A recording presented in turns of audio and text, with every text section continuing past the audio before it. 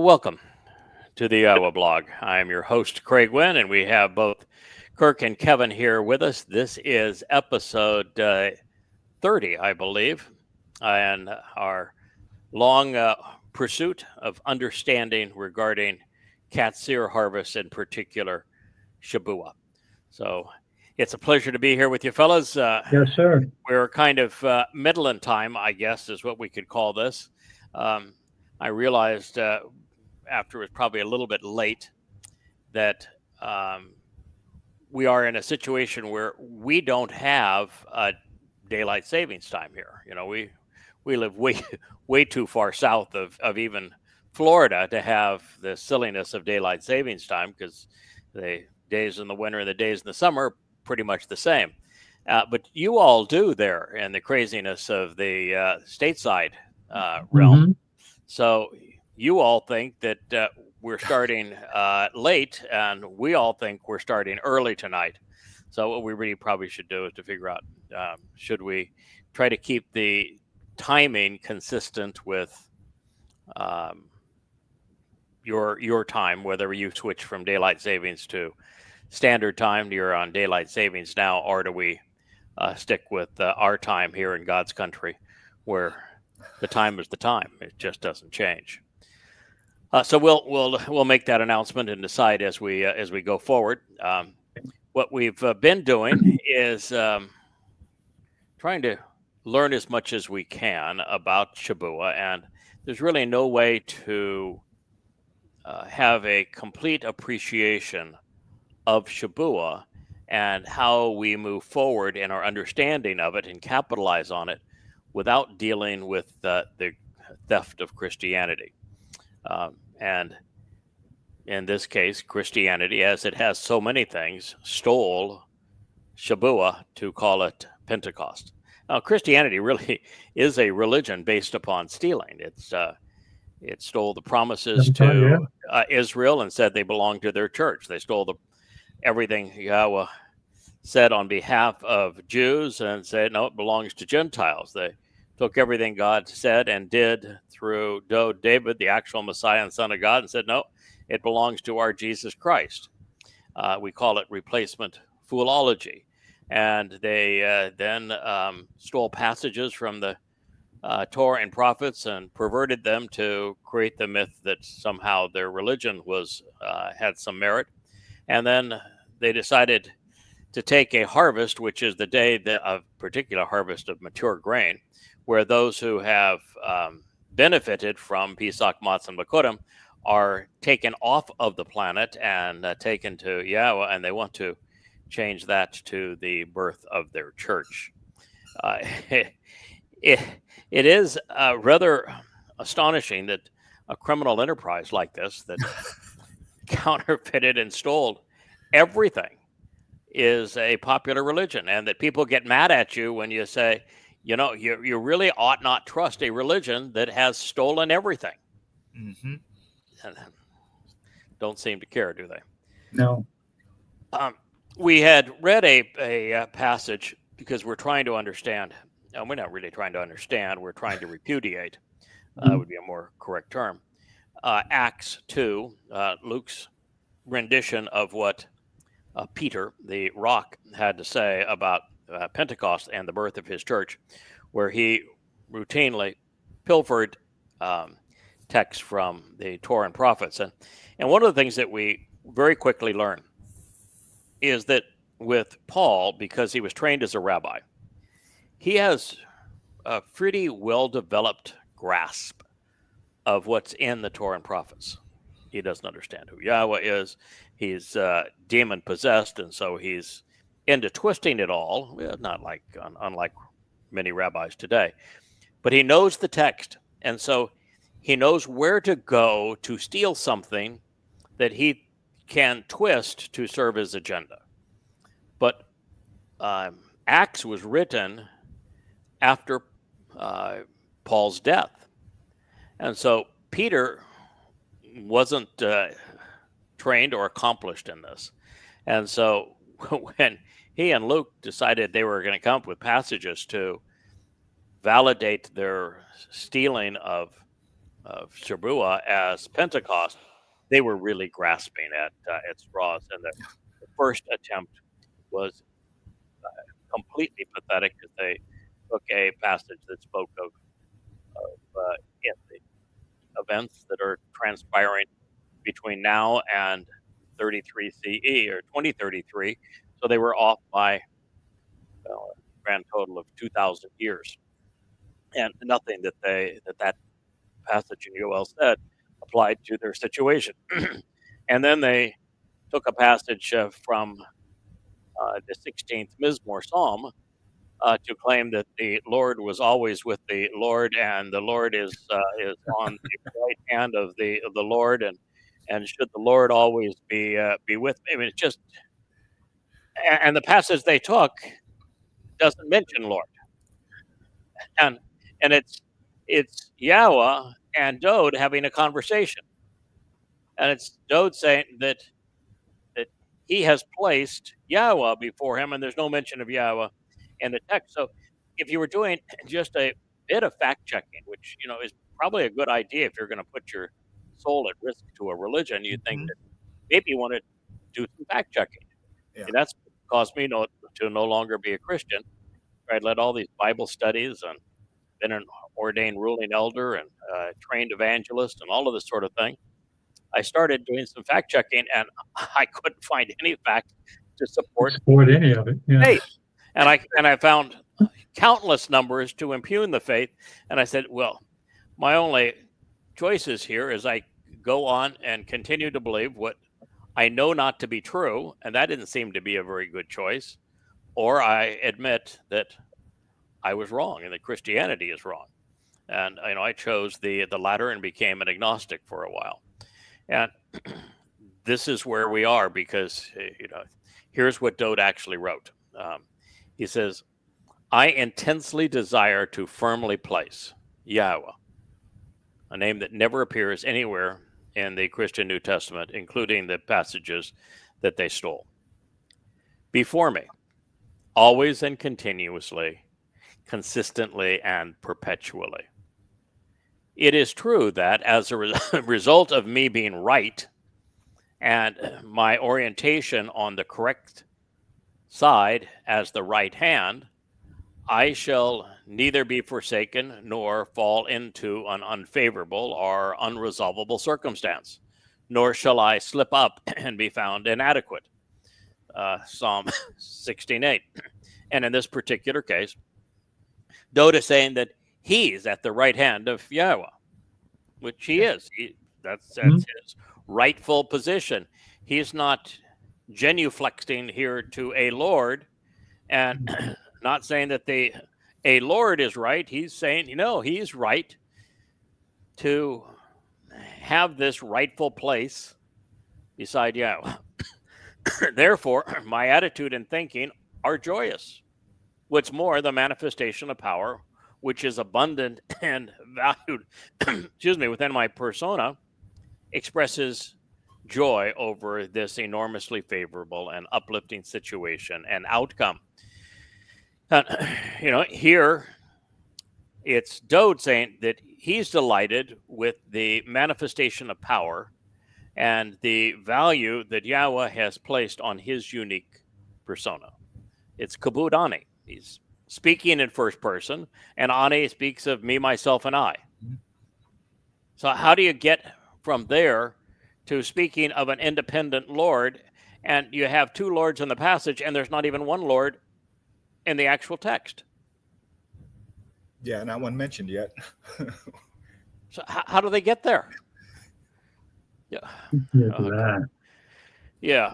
In addition, my herald proclaiming the good news regarding my physical body lives and abides with confidence. So he's now impugning Pauline doctrine's fixation on Gnosticism, whereby the flesh is supposed to be bad. He's now joyous about his corporeal's herald news regarding his physical body, which he's saying lives and abides with confidence. And And he's actually speaking, I think, of the herald that lives and abides with confidence, because in his herald speaking and sharing news regarding his physical body, which was sacrificed on Pesach, because that physical body was destroyed because it had no value. The thing that has value is his soul. So Dode's statement, it's so clear that it could not have been misconstrued. It could not have been misappropriated by accident. And that means that the Christian ripoff was deliberate and fraudulent. It's the difference between manslaughter and murder in a trial. And yet this lie, which is fraud because it's perpetrated with intent, is essential to the Christian faith. So should someone hold the belief that the actual Messiah's poem has been about something other than commending Yahweh, and of course condemning Shaul Paul and the religion he, Peter, and Luke fathered, consider this, especially in light of Paul saying, "Now when David had served God's purpose in his own generation, he fell asleep and he was buried with his ancestors and his body decayed." Acts 13:36. Well, based upon what we just read, methinks this proves that the principal author of the Christian New Testament deliberately lied.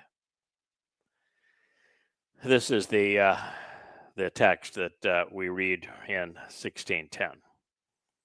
By way of contrast, you will not abandon your association with my soul. With regard to Shaul or Sheol, never allowing your set apart one to see corruption or degradation.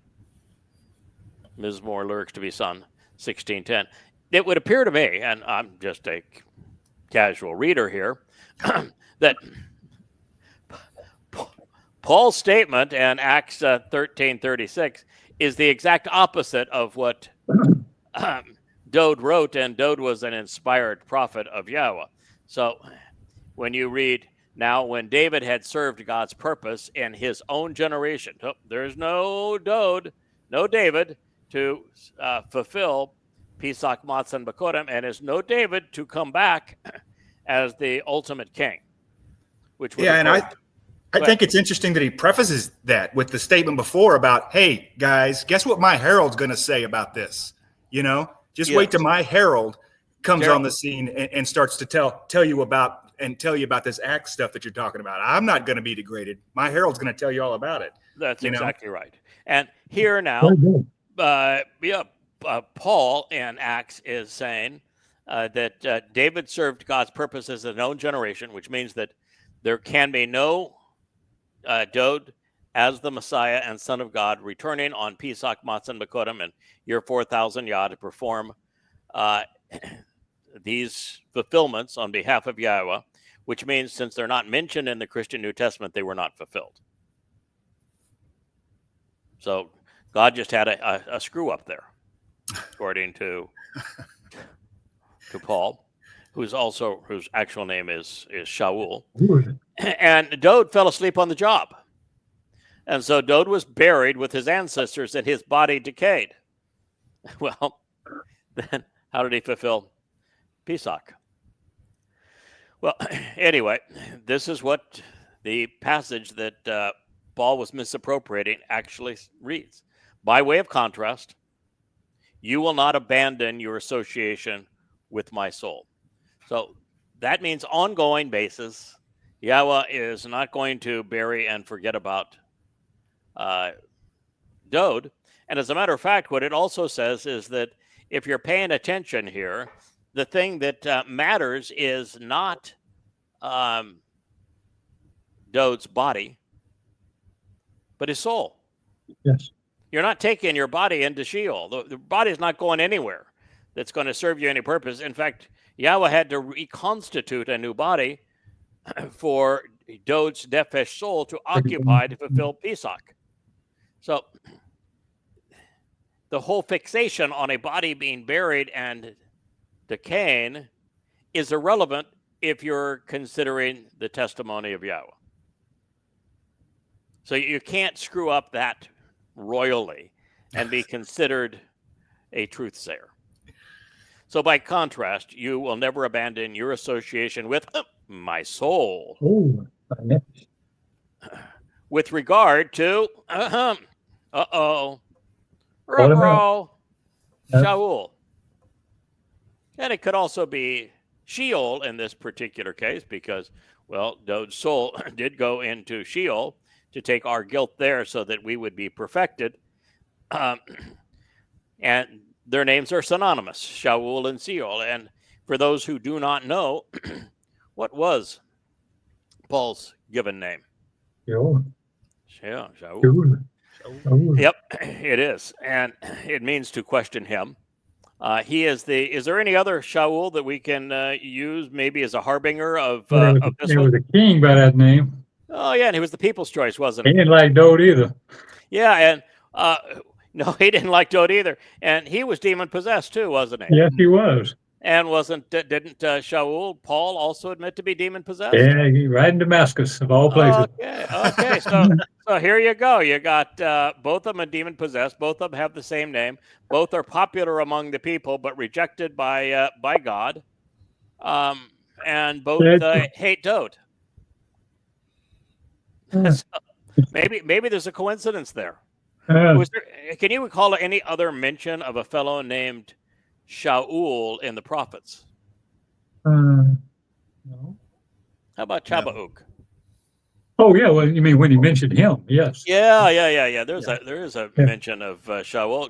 Yahweh says where he calls Shaul out by name, and he says that he's the plague of death, and then describes everything about him: his fascination with Gentiles, his going about against circumcision, and the fact that he is going to be present at the time that the Moed are being fulfilled by Dode.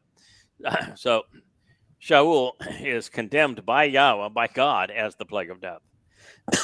And so Dode is acknowledging, and you're right, in context, he's just acknowledged that his herald is going to set the record straight and therefore demonstrate that Yahweh will never abandon his association with Dode's soul, particularly as it pertains to Shaul, the creator of Christianity, and the consequence of what Paul did to fool billions of people and lead them away from the truth. You mentioned the 666 years.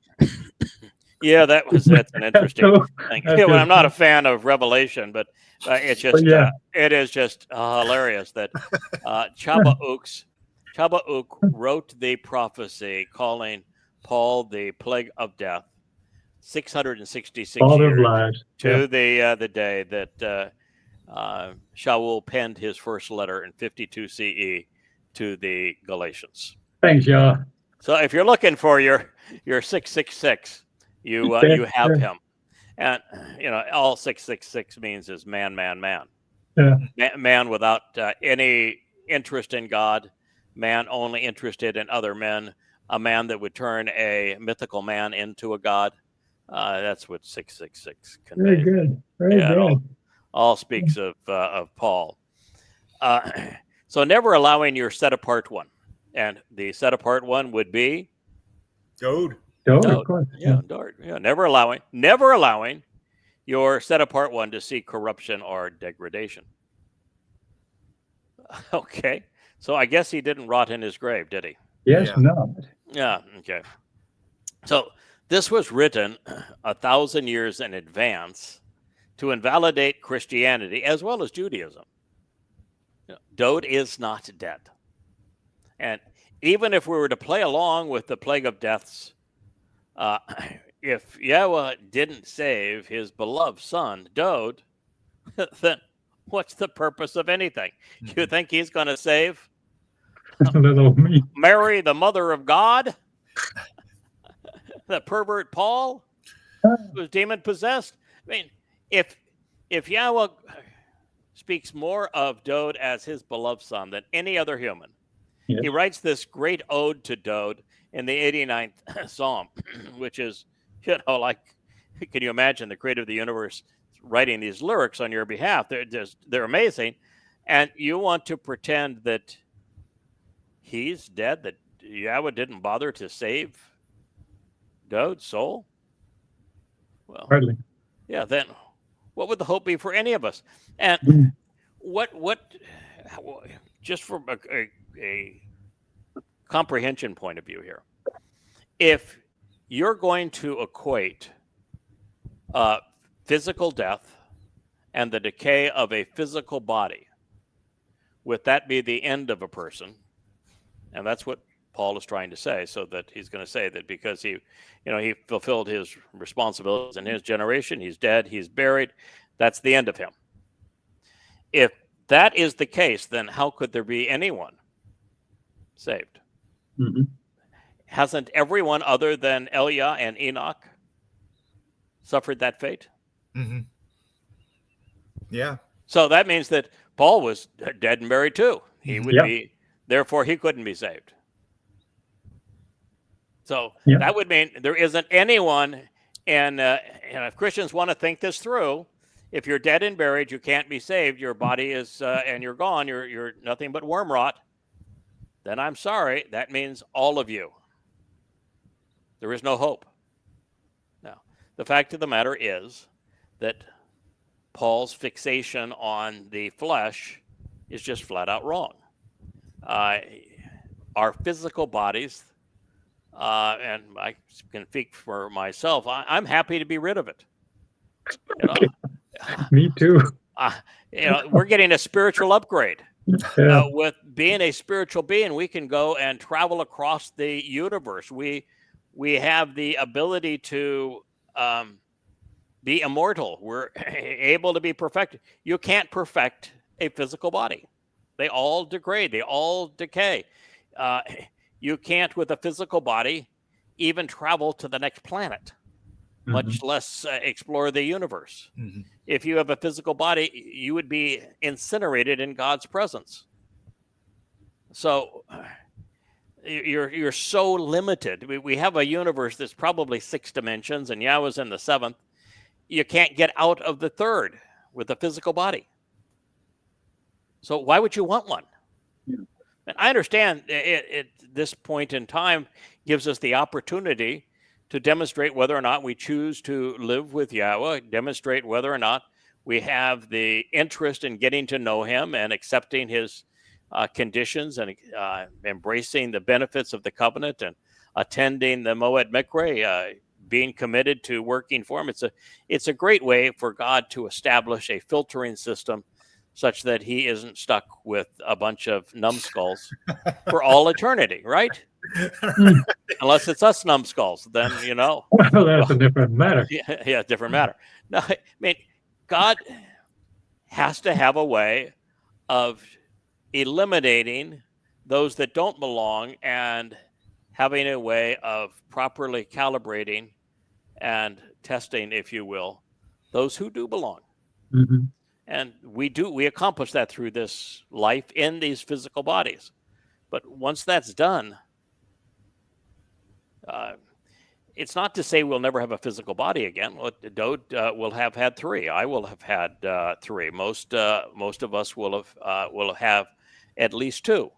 And this whole concept is based on something that obviously Shaul never understood, which is E equals MC squared, the great Jewish formula of Einstein. And what he realized is that energy and matter are really the same thing. So we can be transitioned from a material being to an energy-based being by upgrading our nature, because energy is equivalent to matter times the square of the speed of light. So matter is a hugely diminished form of energy. And therefore, we can have physical bodies when they have value, like Dode lives on with Yahweh. He needed a physical body to fulfill Pesach. God gave him one. Not difficult to do, because energy is so much greater than is matter. And it's a straightforward formula of transitioning from one to another. And even when we choose in the future to enjoy a meal, to sing a song, to go physically explore another planet, we're not converting all that is now represented by our spiritual energy into that which is really an avatar, that physical body that our soul can occupy for that moment. It's a tiny, tiny, tiny representation of who we are. Mm-hmm. So I just wanted to point out that if you were just to be logical on what Paul was claiming, that if you're dead and buried, that's the end of you. You've served your purpose. Goodbye. And if that's true with Dode David, then it has to be true for everyone else, and that means that there is no salvation for anyone. Fortunately, Paul was wrong, and there is salvation for those who accept the terms and conditions of the covenant. So when we are alerted to the realization that it was Dode's soul that fulfilled matzah by carrying our guilt into Sheol and then celebrating Bikurim, when the Spirit released him to come home, we find affirmation of the Zeroah's role in the Mikre throughout these declarations. A great treasure was squandered in this regard to embellish a myth. The plague of death went on to say that would be Shaul Paul. So it is also stated elsewhere, you will not let your Holy One see decay. So now he is claimed that Dode is worm rot, that he's nothing but he's decayed. So Dode has to be written off. So now he's very cleverly positioning the Holy One as his Jesus. And because it says, you will not let your Holy One see decay, he's claiming then there has to be a replacement for Dode. Now, if God were going to say that, then you would think he would mention this replacement's name, don't you think? I would, yeah. Yeah, you'd say, okay, all right, the experiment with Dode, that didn't work out the way I really wanted it to. I got tired of it. So we just decided that all those prophecies that I made regarding him being the eternal king, building a throne forevermore for him, that's we just forget about that. And oh, by the way, I forgot to tell you to forget about it. And I actually told you that if it's not all true, then you can call me a liar. But that notwithstanding, I also forgot to mention that I'm giving it to another guy, and forgot to mention that other guy's name. But you're going to go with that. That's going to be your religion. So Paul is now trying to steal all of the promises that were made to Dode and his titles and all of this sort of thing by saying that it is stated elsewhere, you will not let your Holy One see decay. Now, by the way, he never quotes where these things are found. This, by the way, is Acts 13:35. I will cite where that was read. Shame to where shame is deserved. Let's never lose sight of the realization that Shaul and Shaul are synonymous for a reason. One definitely leads to the other. So Luke, aware of Paul's twisted portrayal of Psalm 16, did his mentor proud and had Peter endorse the same myth. Now, keep in mind that Peter and Paul were enemies. Paul in Galatians condemns Peter. So they are mortal enemies vying for control of this myth that collectively is being presented. And so you have now Luke, after Paul's death, trying to create this chronology. And of course, the chronology has to begin before Paul exists in the story, because Paul didn't exist in the story at any time around the mythical Jesus. So now he's trying to weave Paul's nemesis into the story, and Luke's loyalties are strictly with Paul. Luke was Paul's propagandist. He was his healer, and so that's what he's attempting to do. And so he's now embellishing this story, trying to legitimize what Paul has written, and by putting these words into Peter's mouth. But before we go back to Acts 2, there is this misconception in Christianity that the New Testament begins with the book of Matthew, and then the book of Mark, and then the book of Luke, and then the book of John, and then in no particular order, the 14 letters of Paul.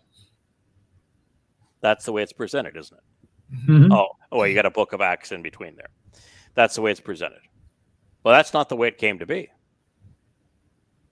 The religion of Christianity begins with Paul's letter to the Galatians. It's the first text that exists in the Christian New Testament. So if you're going to call the contents of the Christian New Testament scripture, the scripture begins with a very mean-spirited letter called Galatians, which is basically Paul saying, I am condemning the Torah, I'm condemning the original covenant, I'm condemning David, I am robbing everything to create this mythical Jesus. And oh, by the way, the timeline I'm going to give you is impossible. And then I'm going to trash both Peter and John, who were actual, well, by the story of the myth, were actual disciples, and I'm going to claim that the entire world now belongs to me. And oh, by the way, I'm going to claim that God picked me uniquely to be the spokesman for the entire world, and I'm going to contradict everything he said. Mm-hmm. But Paul's 14 letters, every one of them precedes anything else that was written. So Christianity begins with Paul's 14 letters, beginning with Galatians. Followed by that, you have the book of Mark. And Mark, we read from Paul telling us explicitly, I want you to go after Mark. I have a use for him. And so Paul, who was a conniving son of a bitch, convinced and beguiled Mark onto his team.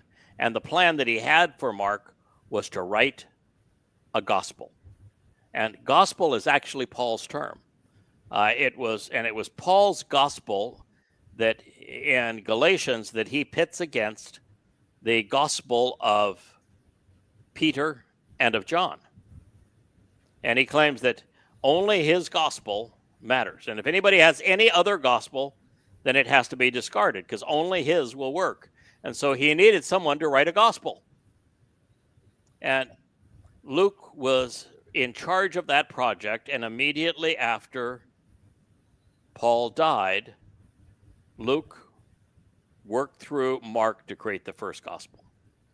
Then Luke's gospel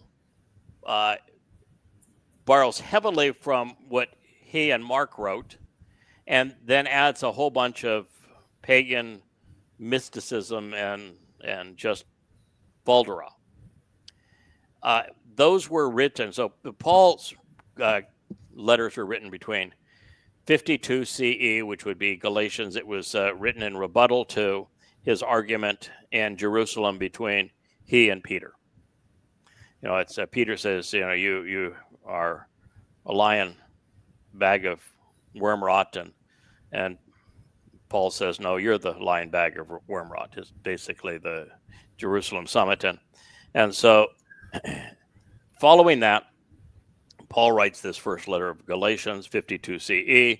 He continues to write very cantankerous letters. Most of his letters began by saying, "How dare you deny everything that I told you? You know, I preached all my gospel to you, and then I leave as he called it, an eujulion, and I live and you turned against me immediately. How dare you? And belittling them, besmirching them. And that's basically the content of most of his letters. And so he writes them one after another. He dies then in 66, and sometime around 75, Mark is in coordination with Luke, writes Mark to serve as a gospel and the missing evangelion for Paul's thesis. Then Luke writes the book of Acts and his gospel based upon what he learned from Mark. And by the way, Mark was not an eyewitness. Mm-hmm. The reason Mark was useful is that for a while, Mark served as Shimon Peter's translator. So that was, which by the way is kind of a weird thing. Why would he need a translator if the whole purpose of Pentecost was so they could speak any language? just never dawned on me, but that is pretty pretty silly. And why would Paul need a ghostwriter to write all of his letters? Because occasionally he'll end a letter and say, these last couple of lines I'm writing with my own hand. Why would Paul need someone to write his letters if anybody that was part of this new Christian, whatever it was, could speak any language because they had the Holy Spirit come upon them? Obviously, they didn't think that one through. But this is the order of things. Then you have Matthew was written by who knows whom. It wasn't a person named Matthew. It was written sometime around 95 CE, which means that it played out 60 years, which was 3 generations after the fact. And 80% of Matthew is plagiarized directly from Mark and Luke. And the 20% that isn't plagiarized all comes from the Eboni.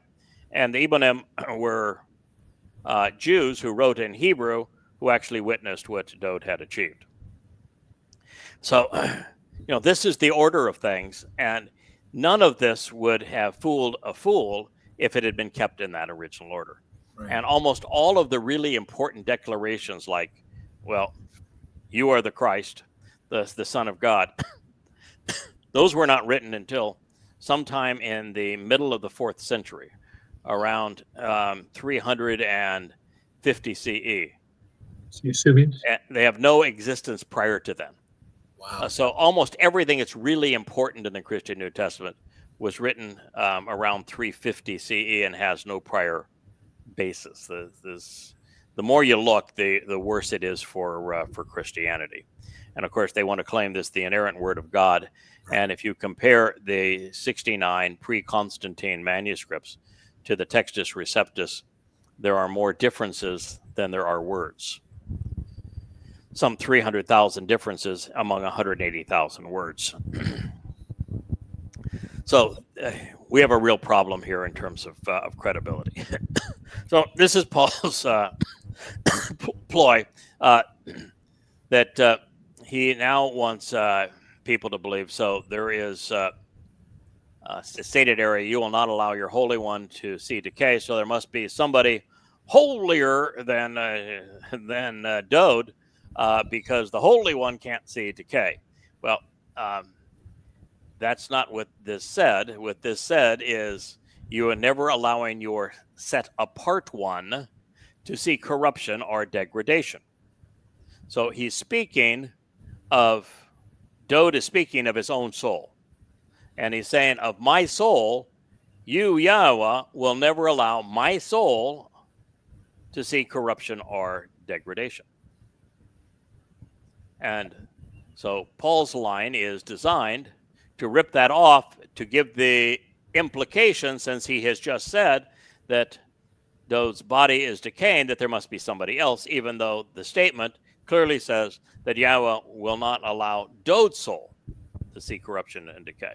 And there is no chance that Paul didn't know that he was deliberately deceiving in this regard.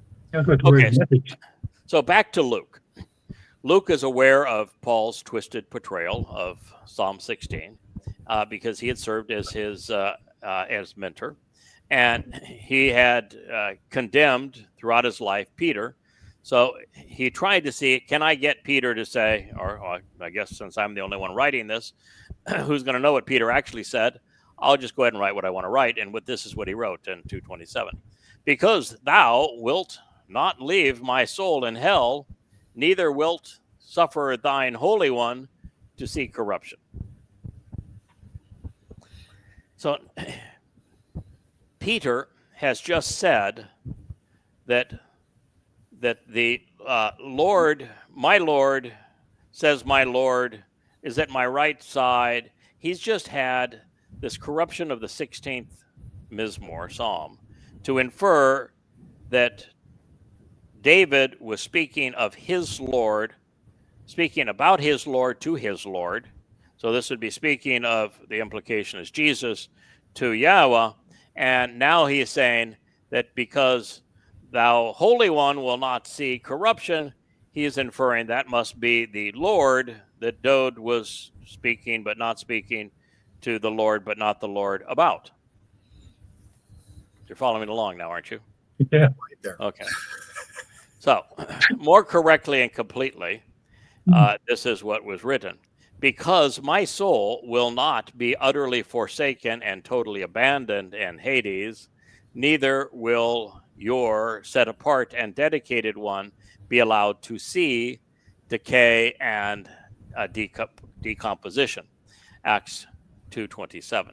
So now what they're inferring is that there must be a bodily resurrection as opposed to the Passover lamb fulfilling Passover as it's related in the Torah, which requires the physical body, what's left of it, to be incinerated that night. They've now misconstrued the soul and the body, and they're suggesting that because, even though this was said specifically of the soul, they're now pretending that it was speaking of the body because they just didn't want to mention soul. So they're now pretending this was the body, therefore there had to be a predicted resurrection. But it doesn't say that. And they're pretending here that since Dode was dead and buried, Dode could not be speaking about himself when he was speaking about himself. Because Dode is buried, therefore he could not have been speaking about himself, even though he was speaking about himself in first person. It's exceedingly twisted, but that's nonetheless the game. So the inference here that Peter, Paul, and Luke were making at Dode's expense, and those he would have saved, was that Dode's body rotted in the grave while Jesus did not suffer that indignity. Now, of course, the problem with that is the prophecy was addressing Dode's soul, not Iusu's body. There's no mention of Iusus or Jesus, and there's no mention of, in the context of degradation, a physical body, only a soul. Therefore, the authors of the Christian New Testament deliberately deceived the faithful to promote their religious myths. That's the only reasonable conclusion. Also, it also proves that if they want to apply this to Jesus, that he could not have been the Passover lamb. That's all there is to it, because the body of the Passover lamb is destroyed. It's so obvious in the psalm that Dode was speaking of himself and not a future Lord, that with every word it's apparent that Yahweh continues to seethe over the travesty of the Christian religion.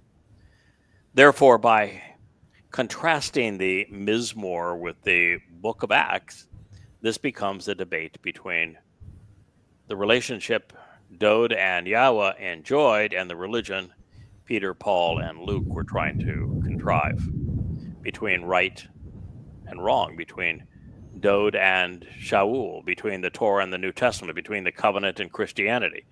God is on Dode's side, or Dode is on God's side, whichever one you want to look at it. which is why Team Twistianity had to misquote him, misappropriate him, pervert and twist everything that was said. So you are forewarned and thus forearmed. The fact is, religion leads to death and to destruction, while Dode's way leads to renewed life. It is the reason this Mizmor was written. So let us never forget that Dode spoke of what he and his father would achieve by fulfilling the Moed Mikre together. This is our actual Messiah's next line. You have made known to me, you are my source of understanding. You reveal information and instruction to me. You enable me to be aware and perceptive, such that I am acquainted with Yada and reveal the experience regarding the way to life. So that would be the opposite of what they just said. Dode's Derek had buried. He fulfilled his purpose in his generation. His body was corrupted, and therefore this had to be speaking of someone else.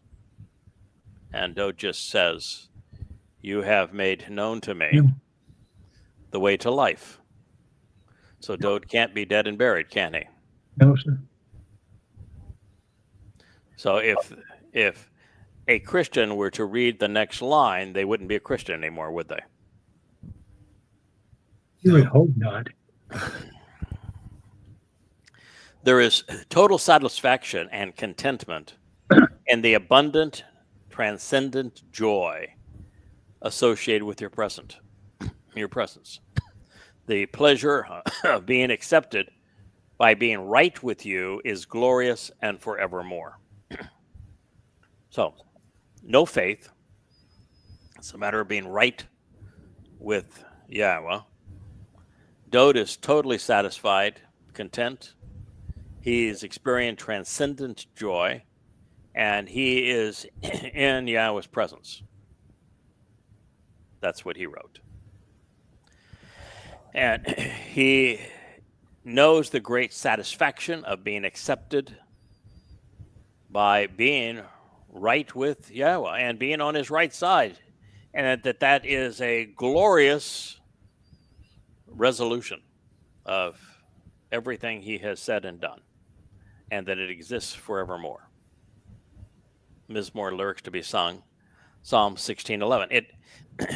Folks, no matter where you look or where you read, Dode's relationship with Yahweh is eternal.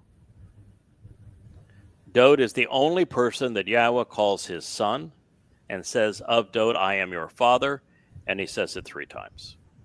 Dode is the only person that Yahweh specifically asked to be anointed 3 times, and then said, beyond that, I personally anointed him with my own special oil. No other individual like that. There's only one person that Yahweh says, he is my chosen one. There's only one person that Yahweh said, he is the set-apart one of Yisrael. It's only one person that Yahweh claims is the eternal and returning king of Yisrael. There's only one person that Yahweh has established a home for his throne forevermore. All Dode. And when Yahweh writes these exceedingly favorable statements about Dode, like in the 89th Mizmor, he calls out Dode by name. When Yeshayah speaks of the son who is given, he announces that that son who is given is Dode. And no matter where you turn, it's all about Dode all the time. He is the central figure in Yahweh's story, and it never changes. And you have, by comparison to that, 0 mentions of a Jesus. Not even a hint of one. So these shysters had to work in overtime and overgear to create the illusion that there were statements in the Torah and prophets and Psalms that spoke of their counterfeit, because they all speak about Dode, and there is nothing, not a thing that is written about Jesus. this lie is so transparent and so obviously premeditated that rather than having any respect for Christianity, you just want to spit it out of your mouth. It's like it's vomit. So what we just read was written in first person by Dode, the actual Messiah and Son of God, about his personal experience with Yahweh while transitioning from matzah to Bekudim and forevermore. This is the greatest moment in Dode's life, and it is an eternal celebration. Anyone projecting this great achievement onto someone else is destined to engender his father's wrath.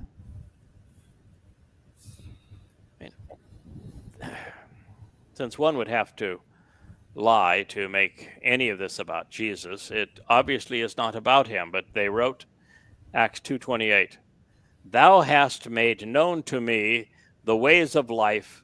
Thou shalt make me full of joy with thy countenance." Now, make no mistake, Peter has gone on and on to say to the supposed Jews that were gathered here on Shabuah, who are being told that it's not Shabuah anymore, it's Pentecost, that he is proving that Jesus, who they knew, was spoken of in their scriptures. And this is the best he has to offer. I mean, if you're saying that this is the be-all and end-all for all time, God in the flesh, the Son of God, the ultimate Messiah, the Savior, and that he's the one proclaimed in your scriptures, and this is the best you can do, you misquote Dode? I mean, what are we to make of that, fellas? So how do you get around his name is called out, and his name is called out, and his name is called out? You can't. They didn't erase all of those names, and I often wonder why don't Yehudim and Israelites, why didn't they jump down their throat on this and say, "What are you, insane? I mean, make up your own little religion and go to India."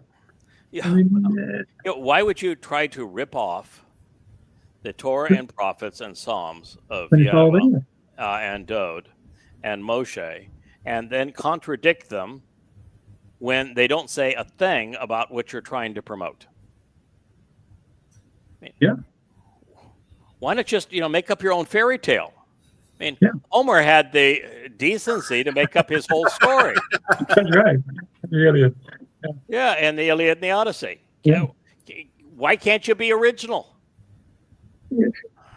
Well, Paul wasn't in Yehuda for long, right? He ends up in Damascus and does most of his work outside of Israel, right? Yeah, he goes all the way to Rome. Yeah, he makes a couple of trips through, I think, but clearly he had no idea as to what happened, and he was out claiming the world for himself, and it's just like the so much of what we read in these ancient cultures and ancient religious beginnings.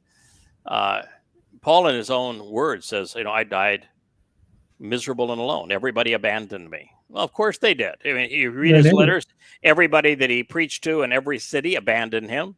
And then at the end of his life, he says, everyone abandoned me. Of course he did. This is utter nonsense. And Peter and Luke are no better.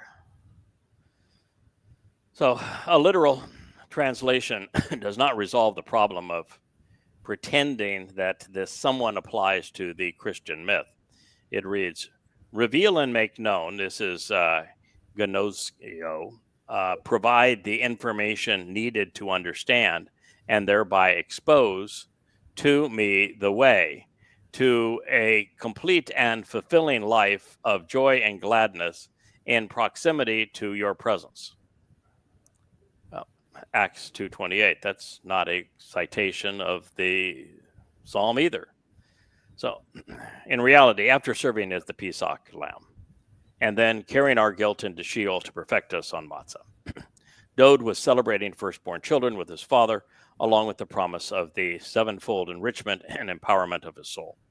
Shabuah is now possible and would follow, but, well, not for another 1,993 years.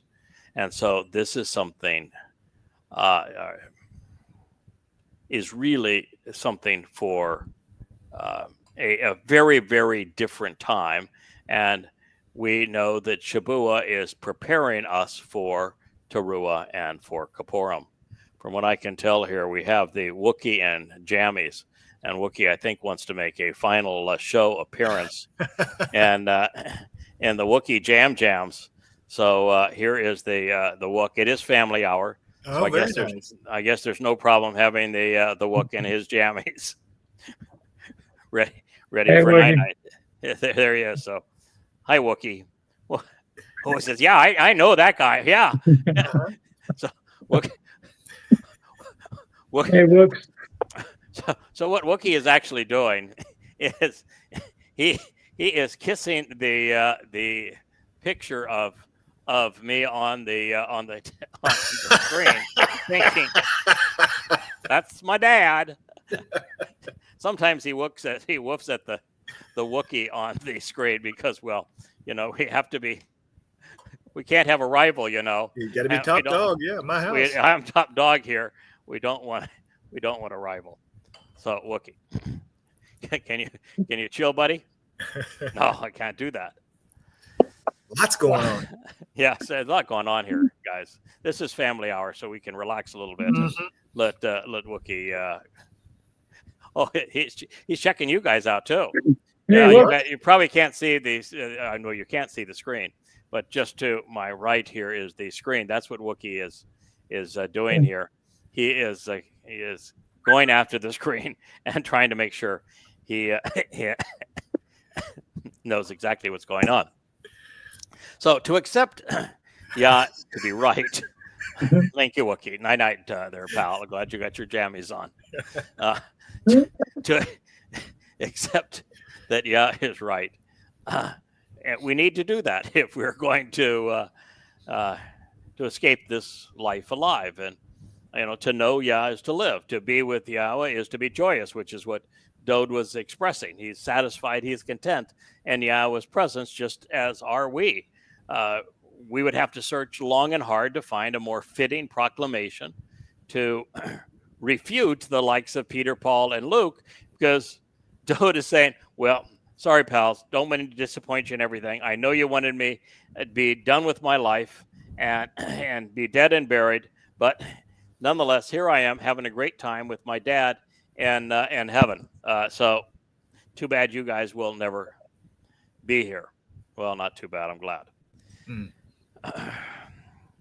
So we could go through this material 1,000 times over and never grow weary of what Dode was revealing. And yet, by contrast, there's the swamp of grotesque corruptions known as the Christian New Testament, and it is filled with deliberately convoluted statements like this one, whether it was written by Luke or Peter or a combination of both, and yet it is by a factor of 1,000,000 to 1 more popular than what Yahweh inspired his actual son and Messiah to write. Isn't that amazing? God tells us, I've got a son. His name is Dode. He is the Messiah. He's the king. I have a throne that I've established for him. I chose him. I love him. He's right. Together we're fulfilling Pesach, Matzah, and Bekonim. He writes an eyewitness account about having done these things. And the world, with the exception of very few people, and for a very short time, rejects all of that and prefers to believe this hogwash over this false Messiah that has absolutely no evidence. I mean, they're so desperate for something to legitimize him, they pull passages that, well, they have to completely misrepresent, and even then, they don't do the job. So one of the three things is true here. Shimon agreed with Shaul and wrongly attributed something Dowd wrote about himself and his relationship with Yahweh and projected it onto the mythical Ayusu. Perhaps Luke, Paul's apologist and propagandist, put these words in Peter's mouth to support his mentor, Shaul. And if you're wondering who to blame for this deliberate and debilitating deception, yeah, you may want to consider who wrote it. Now, that's not exonerating Peter. If there actually was a person named Rock, we don't know. Maybe so, maybe not. But the likelihood that Peter shared any conversation he had with Luke is about 1 in a billion, because Luke represented Paul and Paul hated Peter. Okay. So the third option is the entire Christian New Testament is a work of fiction, and that it was contrived from the beginning to end. No more credible than the Odyssey. And frankly, since it is so far from the truth and so inconsistent with Yahweh's testimony and so inflammatory, so convoluted and contradictory, so poorly written and unconvincing, you should be wondering where to cast blame for this deliberate and debilitating deception. So you may want to consider the third possibility, which all of this is just simply an extrapolation of what Shaul, the plague of death, perceived, and all the rest was conjured up to fill in around him. So our excursions into the bowels of the Christian New Testament has thus far provided nothing to suggest that the Torah's presentation of the Shabuah harvest was fulfilled 2,000 years early. And yet, by considering how its authors convoluted Yahweh's intent by misquoting him, we have learned a great deal about the religion Peter, Paul, and Luke perpetrated to literally rob Jews of their rights and responsibilities, beginning with the very Son of God and actual Messiah, Dowd. Oh, well, actually beginning with Yahweh, because they erased his name. They replaced him with a god of their own making. And while it is both awkward and disingenuous, Luke is now reinforcing one of Paul's most ludicrous arguments by placing it in the mouth of his rival, Peter. So does anyone believe that repeating the derogatory assessment of Dowd means that Jesus existed? Or if they had to deliberately lie to reinforce this myth of Jesus, wouldn't it mean that the myth of Jesus is a deliberate lie? I think so. Yes. That's the only logical conclusion, isn't it? Mm-hmm. Knowing that, because there's no getting around, they deliberately lied. Yeah. No, there's no getting around that. They took passages that clearly did not apply to anybody other than Dowd. They misrepresented them. They misappropriated them. They misconstrued them to reinforce a myth. And it was appalling. It was childish what they did. It was clearly a deliberate deception. You could not do this by accident and do it over and over again by accident. So it's a deliberate deception. So if you have to create a deliberate deception to justify your religion cannot be true. It really is that simple. You could end the entire debate against Christianity with just this corruption here, because we know for certain these boys misquoted God, and they deliberately misappropriated something that was said about Dowd and applied it to their Jesus. And that means that they were promoting a known lie. And Christians, rather than becoming irritated at us for pointing out that they have been beguiled and that the authors of the Christian New Testament weren't inspired by anybody other than the father of lies, ought to be thrilled. I was. You were. I know, Yeah. Kirk. When you first heard me on the radio, and I was saying, let me tell you the things that are wrong with Christianity, and let me tell you the things that are right about God. Immediately says, wow, those things, that all makes sense. If what he's saying is true, then for the first time ever, I now understand who God is and what he is offering. I need to go verify whether or not what he's saying is true. Yeah. And your response was, once you took the time to verify that what I was conveying was accurately conveyed, then you were grateful and relieved because you were released from a lie. Yes, sir. Yeah, that's my view. I look at Christianity, the fact that I was a Christian for during my youth, for the first 25 years of my life, as a great curse and a great blessing. It was a curse because I believed and I promoted something that was grossly untrue.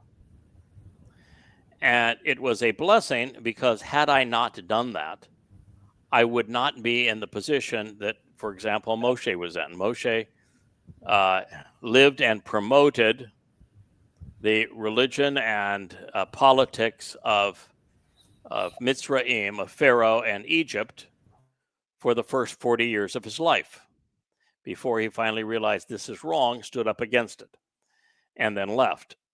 Well, it didn't take me quite 40 years. I did it in about 25 years, and I stood up and I left because I realized it was phony baloney. But had Moshe not done that, it would have been very difficult for him to represent Yahweh and know why it was that Yahweh was condemning the politics and religion of Pharaoh. And be the same thing true with me. I would have had a very difficult time exposing the lies of Christianity if I hadn't been one. Yeah. So it is a blessing and a curse. And fortunately, the part that was wrong is so long ago, and the part that is beneficial is so current, and that God, in this regard, judges based upon the imperfect and the perfect conjugation. And the imperfect, if you stop doing something that is counterproductive, you are no longer associated with that thing. Mm-hmm. That's why God doesn't say to us to be part of the covenant. You can never have been part of a political party or a religious institution or associated with Babylon if you're going to be with me. That's not what he says, is it? No. He says walk away from it. Walk away from it. So by him asking you to walk away from it, he's saying that I know you were probably associated with it, correct? Mm-hmm. Powerful difference. So here Moshe and I were both associated with the religiosity and politics of our culture, and both of us walked away from it, which means both of us are no longer stained by it, but we've been educated through it, so we're in a position to denounce it. Yeah. You look at Eliah. We're not told much about Eliah's early life, but the attacks that Eliah brought to bear against the Lord and the Queen of Heaven, Baal and Asherah, require him to have studied and known the nature of the Babylonian, which became the Canaanite, which became the Phoenician religion. He had to know them. Yeah. And you have to know things to be able to expose and condemn them. So that's the part of the whole process. Yahweh really doesn't like working with the dunderheads. Now, there's occasionally a situation where Yahweh will begin with a clean slate. You know the example of the clean slate that Yahweh began with? Dode. However, what happened over the next 15 or so years of Dode's life? He got an indoctrination, didn't he, in religion and politics? Yeah. So he had to learn on the job. We learned before the job. Yeah. I think it's actually better to learn before the job than it is on the job. But It's that's safer. that's the difference between them, our situation. It's the first time I've actually thought about that, but that is an interesting situation. So if we were to convey this single voice where Peter, Paul, and Luke are now attacking Dode on behalf of Jesus, robbing Dode, really, killing Dode, burying Dode, eliminating Dode. This is the worst kind of identity theft. This is not only taking it all, but you just don't exist anymore.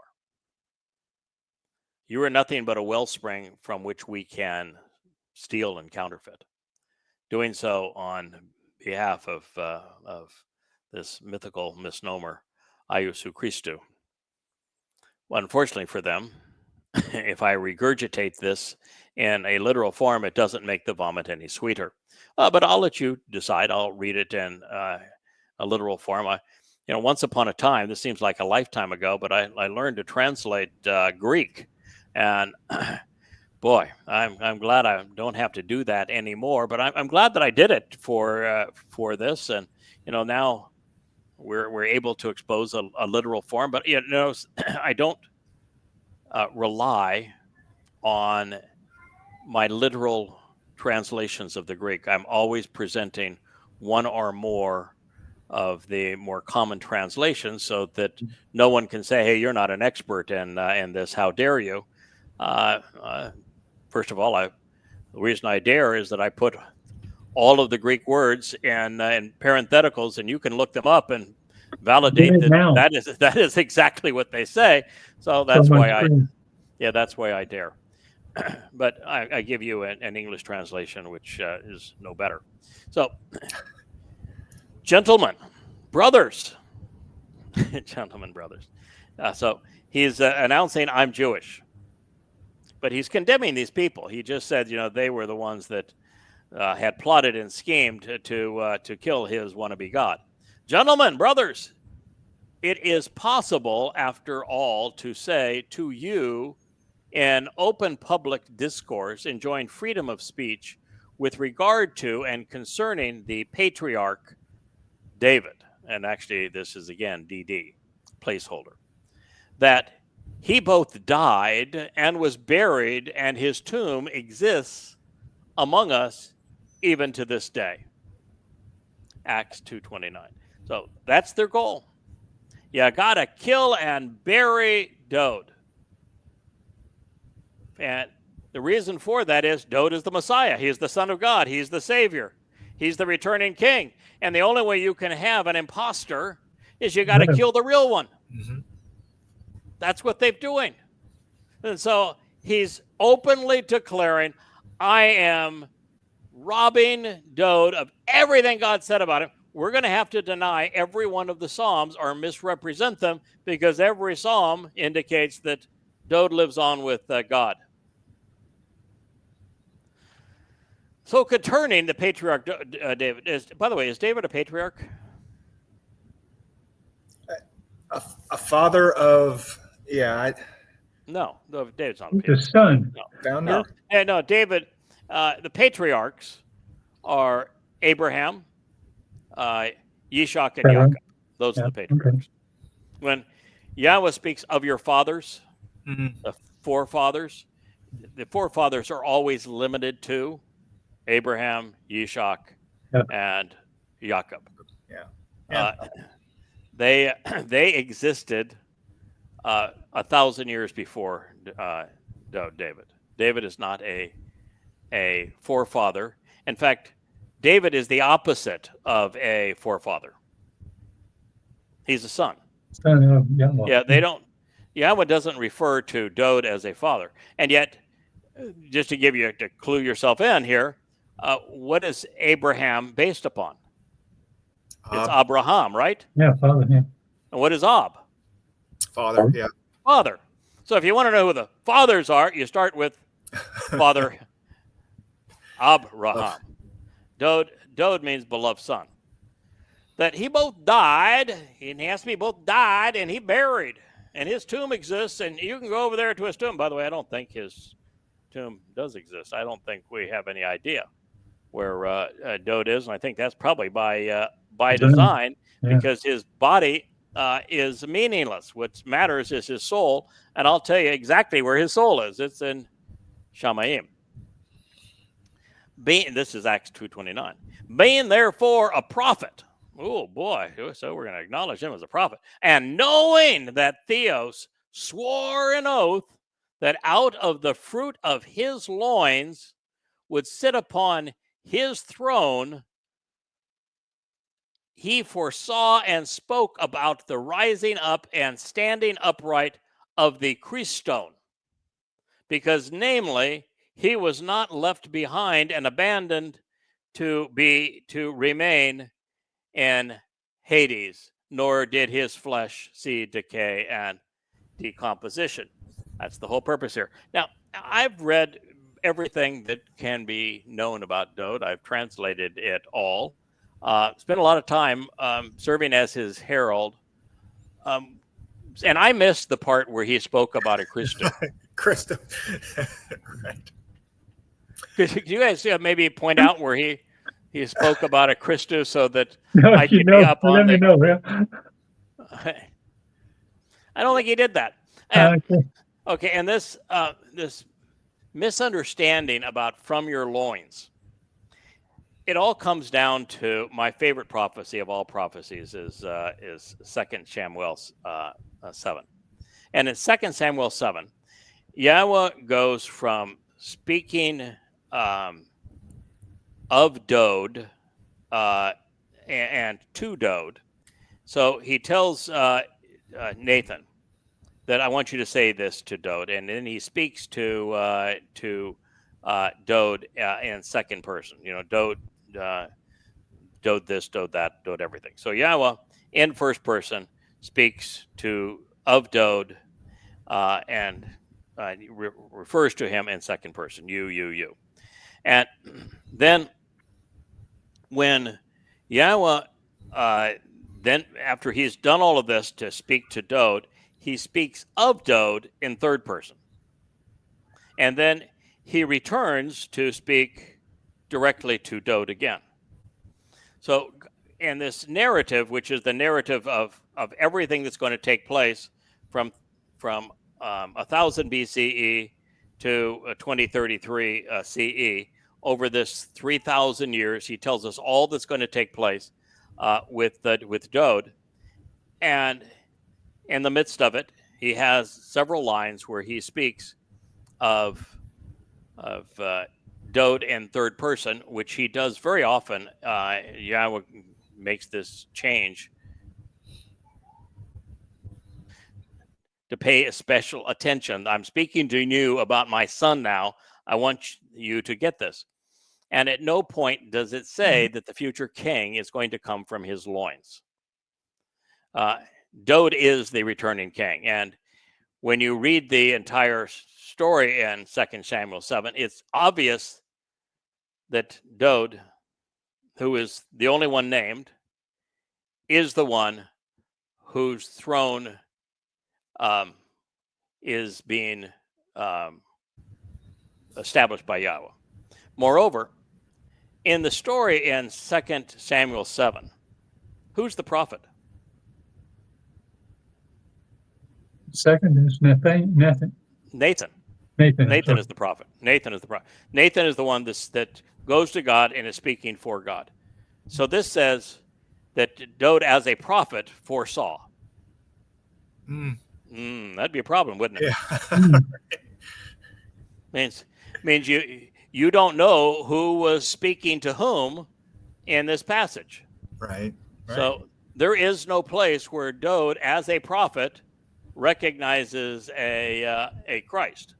Now, there is a place where Dode as Gabriel speaks of himself as a Messiah going forward in time to fulfill Pesach Matzah B'Korim, and he provides the exact date that he's going to arrive to fulfill Pesach Matzah B'Korim.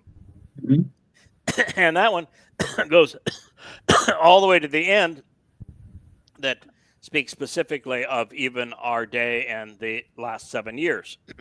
So, but that person is a Gabriel, and the Gabriel is the courageous and competent, most courageous and competent man of God. It is Dode. So they got this wrong in every which way. And the person that the passage said would not be abandoned so as to remain in Hades was the soul, nephesh, of Dode, speaking of his fulfillment of matzah and leading to Bikurim. And it's not Hades, it's Sheol.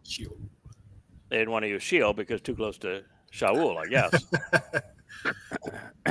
And when he's speaking the flesh, he's speaking of his herald. And so this is a deliberate act of fraud. The co-conspirators of Christianity were overtly committed to killing and burying the only person that Yahweh, who happens to be God, called his son and said, I am his father. The only one that Yahweh anointed 3 times. The only one that Yahweh called his chosen one. The only one that Yahweh called the set apart of Israel. The one whom Yahweh said, I am establishing the covenant through him. The one that Yahweh said, if all of these promises that I have made to Dode do not materialize exactly as I have said, you can call me a liar. So this enables replacement foolology, but it also affirms that the Christian New Testament is rubbish. It is a criminal act of identity theft. And there is nothing more irritating in the universe to Yahweh than robbing his son, whom he dearly loves, of his due, unless it is to go beyond killing Dode and degrading Dode on behalf of a myth, and then causing people to worship that myth as if that myth were a god. The single most offensive thing in all of human history to God is Christianity. I see that. Powerful statement, but it's true. Christianity not only sought to pronounce that God's beloved son was dead and buried and decayed, never to live on, and then sought to rob Dode of every accolade and every achievement he and his father accomplished together, but then to replace all of that with a false god to be worshipped. It's the single most repulsive thing that's ever happened in human history. And so I can say with absolute certainty that God despises the Christian religion. So, folks, this is Paul's plot, one which Luke advanced by ascribing it to Peter. But every detail of it, every stroke, is an absolute lie, and it's premeditated, from the details to its sweeping implications. Ignoring what Dode revealed only to extract something that could be kefash, bent. Peter misappropriated a prophecy affirming that Dode would serve Yahweh by fulfilling Chag Matzah and live forevermore, satisfied and delighted, joyous in God's presence. He misappropriated God's testimony so that an imaginary character drawn out of pagan mythology, based upon Dionysus and given a fictitious name, could replace the beloved Messiah and Son of God. By errantly claiming that Dode was dead and buried in a prophecy which says the very opposite, the goal was to transfer what was said about the king, including his title and his throne, to a false god. This perverted patriarch of Christendom, engendered eternal damnation because he fooled billions of souls while establishing a religion that would persecute Jews for a better part of 2,000 years. Yes, and it's even worse than what I have said, because not only would the resulting religion demonize and dehumanize Jews, God's beloved, it would pile this religious rubbish right on top of the truth about Dowd and his fulfillment of Pesach, Matzah, and Bikurim, which, because it was so repulsive, and because Christians were so repulsive to Jews, now it's almost impossible to get a Jew to even consider the truth that was buried underneath all those lies. Mm-hmm.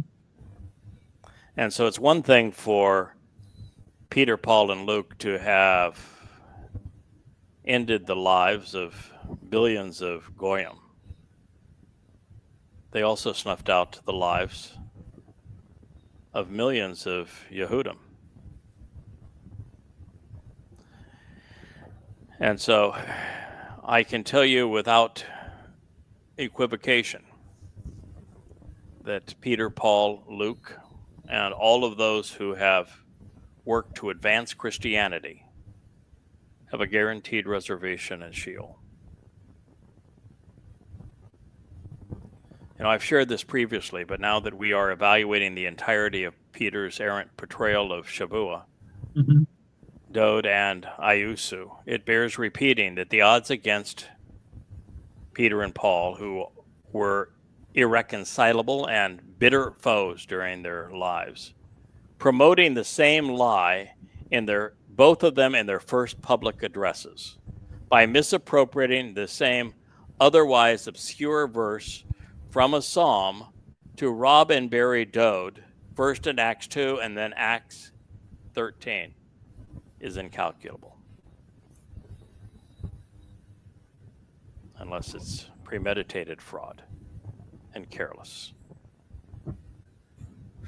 Peter and Paul stole lyrics Dowd wrote to Yahweh, affirming that God would never allow his Bashar to fail, or his Nefesh to die, or his fate to be negated by specifically Shaul, to not only claim exactly the opposite, but to justify applying the prophecy to an unnamed myth named Jesus.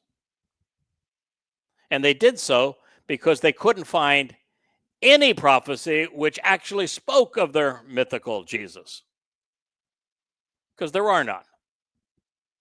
The fact that Christian scholars haven't shown the integrity to admit the obvious, that this means that the myth of Jesus Christ and the allure of Christianity were built on an elaborate hoax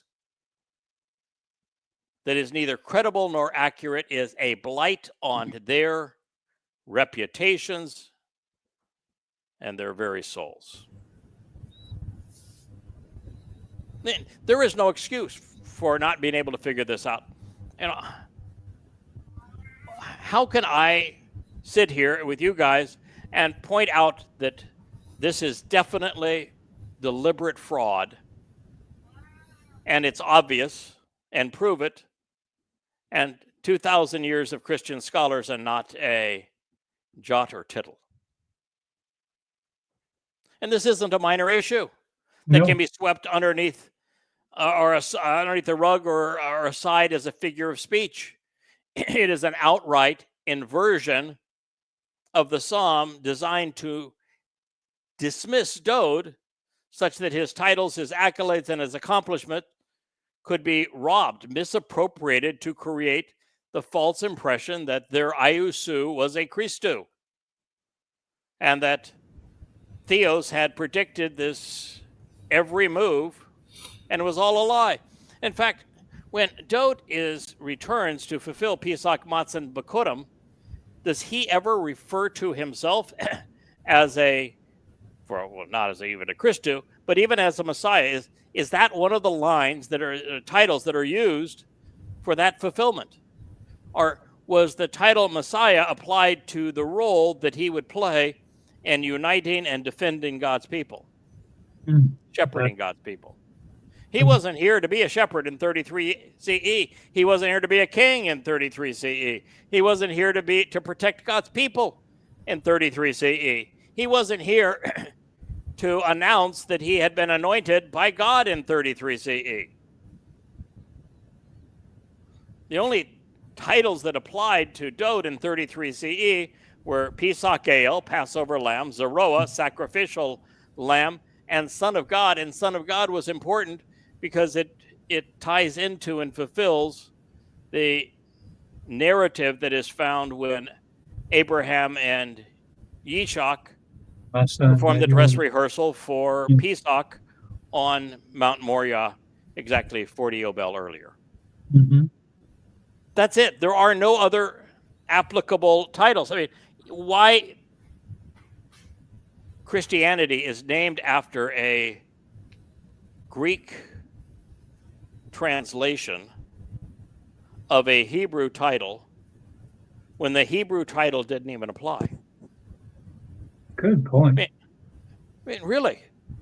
You've got a religion named after a Greek translation, and a very poor translation, because anointed speaks of having olive oil applied to set somebody apart for the purpose of accomplishing something on behalf of Yahweh. And their Jesus never had an anointing with olive oil.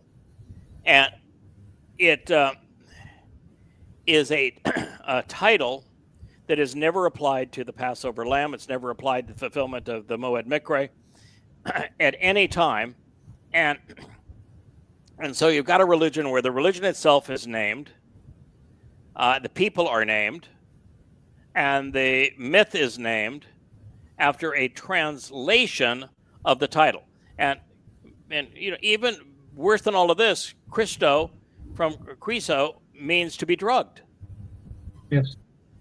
It speaks of the application of drugs. I mean, it's a horrible translation. And if it was a title that meant anything, it had to be transliterated, which means you'd have to refer to him as the Mashiach. But the title Mashiach doesn't even apply.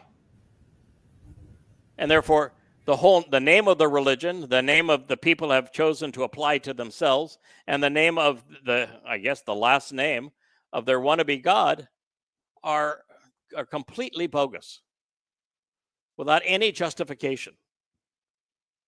The title Mashiach doesn't apply to this time, and Christos is not a transliteration or a translation of Mashiach. And it was irrelevant to the mission. And Jesus was never anointed. The pile of lies is so deep and so broad that it continues to be this great enigma as to why even one person believes this God-forsaken religion rather than billions. Conditioning, I guess. I guess they call it faith because facts don't matter. Call it a dream. So maybe this is a good place for us to end this, conclude this program. You can see Wookie's long past his bedtime. Here, Asher has been snoring beneath my feet. So it is probably time to say goodnight. I know we have mocked and laughed at Christianity, at least I have all night. And this is the greatest gift that we can offer a Christian. Mm-hmm. You got to play this one a lot. You got to really play this one a lot somewhere. This is you've been fooled, and you were played by fools as a fool, because there's no credibility in any of this. None of this is even remotely accurate. It's a deliberate fraud, and it's not only was this easy to prove that it was a fraud, but I've written 5 volumes, averaging almost 800 pages apiece, that every page proves that every aspect of this religion is a fraud. There is nothing in it that's true. And to liberate somebody from a deliberate fraud that is there to rob them of their soul is a tremendous gift. And we don't just leave it there. We take them to the next step, which is that here's the truth. You were so close and so far away that there is a Messiah, there is a Son of God, there is a Savior, and he did come in 33 CE, and there were many hundreds of prophecies about him. He's coming back. And he's coming back. And there really was, or really will be, a fulfillment of Shabuah, and there was a fulfillment of Pesach, Matzah, and Bakurim. And God is honoring all the promises he's made to his people, and Yahweh can be trusted. And you just papered over the truth. But it's all there for you. So we're not only saying, here, let's move away and clear away all of the deceptions that have corrupted your thinking, and then let's present you with the truth. Here it is. Please join us.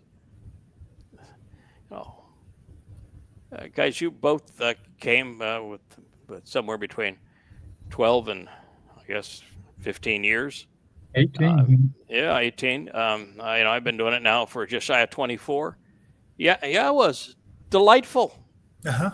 It's been fun of my life.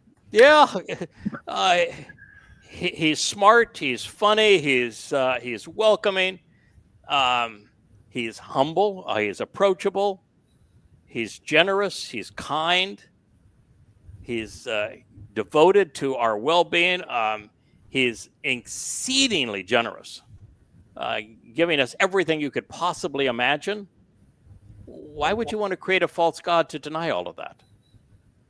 Insane. Yeah. Well, I think this is a good time to say Shabbat Shalom. Thank you. I'm delighted that we had no hiccups in our program tonight. I'm glad we could keep it a little bit casual with having Wookie parade around in his jams. Family hour. So it is family hour. The 2-hour family hour. Family hours. So thank you so much, gentlemen. We look forward to sir. having a wonderful Shabbat here in the Virgin Islands, and stateside. And good night to all of our Shabbat Shalom. family members. Good night, Kevin. Shabbat Night, Shalom. Kurt. Good night, Kevin.